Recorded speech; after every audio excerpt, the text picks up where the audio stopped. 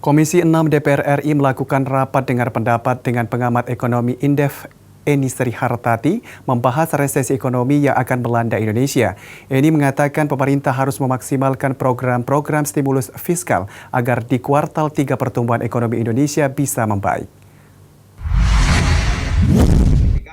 Komisi 6 DPR RI melakukan rapat dengar pendapat dengan pengamat ekonomi Indef Eni Srihartati. Dalam rapat, Eni bersama Komisi 6 membahas tentang resesi ekonomi yang akan melanda Indonesia.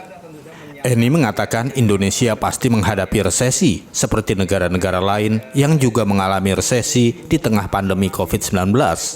Eni meminta kepada pemerintah agar segera memberikan stimulus fiskal baik melalui perlindungan sosial dan pemulihan ekonomi bisa efektif dan tepat sasaran agar ekonomi bisa pulih di kuartal ketiga.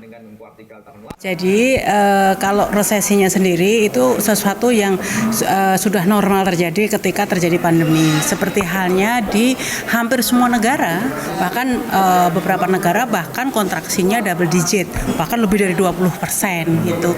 Indonesia masih cukup lumayan karena sekalipun terkontraksi masih single digit. Nah, cuman yang menjadi persoalan adalah apakah resesi ini akan berkepanjangan atau tidak? Itu yang menjadi persoalan. Kalau kita melihat historicalnya Indonesia misalnya dengan kemarin triwulan 2 tumbuh minus 5,32. Nah, sekarang titik krusialnya di triwulan 3 ini. Triwulan ketiga ini sebenarnya masih ada potensi untuk membaik daripada triwulan 2 asal berbagai macam program-program stimulus fiskal baik melalui perlindungan sosial maupun pemulihan ekonomi itu efektif.